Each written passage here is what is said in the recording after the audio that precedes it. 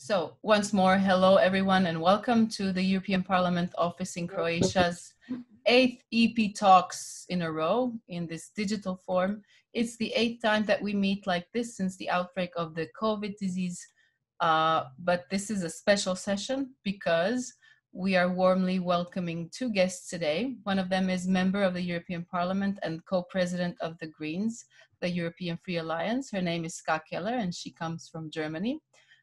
We also warmly welcome Jagoda Munić, who is director of Friends of the Earth Europe, from Croatia otherwise, but now in Brussels as we speak. It's a real pleasure for me to welcome you in the name of the European Parliament Liaison Office Zagreb and the European Parliament Liaison Office Berlin. Do you believe that subsidizing green technology can open some space for corruption, and how to tackle that?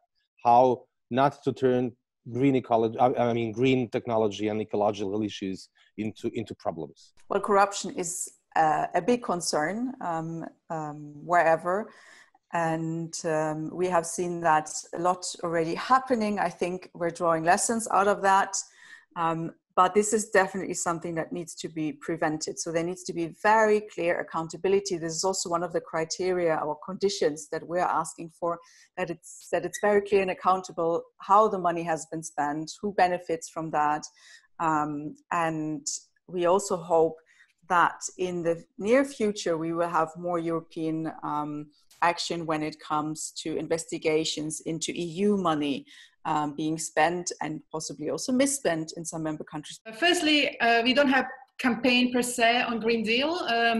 We did develop kind of transition to society which we would like to see and live, which would be sustainable. And we called for system change towards that transition. And when the Green Deal was published by Commission, announced as one of priorities, of course, we were very happy that it's finally one of priorities, because in comparison with previous Commission, that was not high on agenda. So that's a very good point and good start.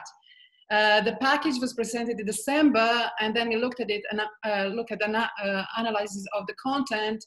And indeed, while there is recognition of importance of ecological transition, there are elements that we would still like to see improved, and in particular, how this fits with other priorities. In a way, this package now has to go further than ever before, and there is intention with Commission to do so. Allow me, with great appreciation and gratitude, thank to us, our most dynamic speakers, and to try to ask them that we come back to this topic, maybe in a few months again, when we know more about how the negotiations about the multi-annual financial framework go.